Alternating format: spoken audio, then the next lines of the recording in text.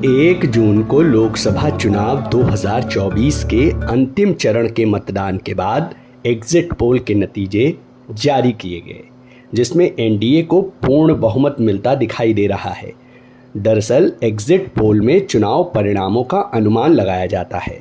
हालांकि कई बार exit poll के नतीजे गलत भी साबित हो जाते हैं। लेकिन एग्जिट पोल होता क्या है और ये ओपिनियन पोल से कैसे और कितना अलग है, और एग्जिट पोल मतदान के बाद ही क्यों जारी होता है, इन सभी सवालों के जवाब हम आपको इस वीडियो में बताने वाले हैं।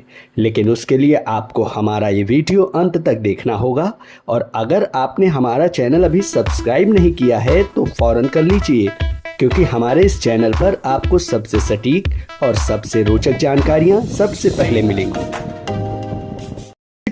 तो चलिए जानते हैं कि एग्जिट पोल होता क्या है। एग्जिट पोल एक चुनावी सर्वे है। मतदान के दिन तमाम न्यूज़ चैनल और एग्जिट पोल करने वाली एजेंसियां मतदान केंद्रों पर मौजूद होते हैं। मतदान के बाद मतदाताओं से चुनाव से जुड़े कुछ सवाल पूछे जाते हैं और उनके जवाब के आधार पर एक रिपोर्ट तैयार की जाती है। इस रिपोर्ट के आकलन से ये पता चलता है कि मतदाताओं का रुझान चुनाव में किस तरफ है। एग्जिट पोल सर्वे में सिर्फ मतदाताओं को ही शामिल किया जाता है। लेकिन आपने ओपिनियन पोल के बारे में भी सुना होगा। तो अब दूसरी बात ये कि एग्जिट पोल से कितना अलग है ओपिनियन पोल। तो आइए आपको इसके बारे में भी बता देते हैं। ओपिनियन पोल भी एक चुनावी सर्वे ही है, लेकिन इसे चुनाव से पहले किया जाता है। इसमें सभी लोगों को शामिल किया जाता है। इसमें मतदाता होने की कोई शर्त नहीं है। इस सर्वे में अलग अलग मुद्दों के आधार पर क्षेत्रवार जनता के मूड का अनुमान लगाया जाता है। जनता को कौन सी योजना पसंद है या नापसंद है, किस पार्टी से वो कितनी खुश है, इसका अनुमान ओपिनियन पोल से लग जाता है। वापस आते हैं एग्जिट पोल की बात पर कि वोटिंग के बाद ही क्यों जारी होता है एग्जिट पोल। नियमों के तहत चुनाव कार्यक्रम की घोषणा के बाद कोई भी एग्जिट पोल या सर्वे जारी नहीं किया जा सकता। इन्हें अंतिम चरण के मतदान के बाद शाम को वोटिंग खत्म होने के आधे घंटे बाद ही एग्जिट पोल जारी किया जा सकता है।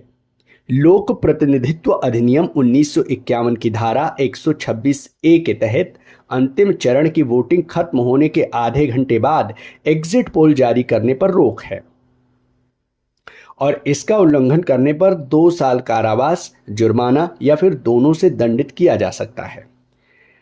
भारत निर्वाचन आयोग ने साल 1998 में पहली बार एग्जिट पोल की गाइडलाइंस जारी की थी। साल 2010 में 6 राष्ट्रीय और 18 क्षेत्रीय दलों के समर्थन के बाद धारा 126A के तहत मतदान के दौरान एग्जिट पोल जारी करने पर रोक लगाई गई थी। और सबसे ज़रूरी बात, ओपिनियन पोल और एग्जिट पोल जारी करते समय सर्वे एजेंसी का नाम, कितने मतदाताओं से और क्या सवाल पूछे गए, ये सब भी बताना ज़रूरी होता है।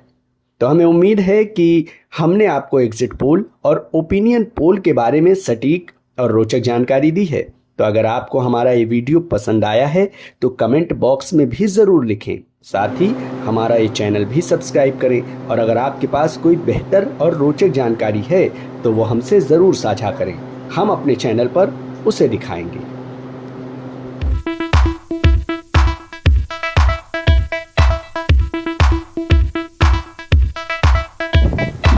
एक्सप्लेनर।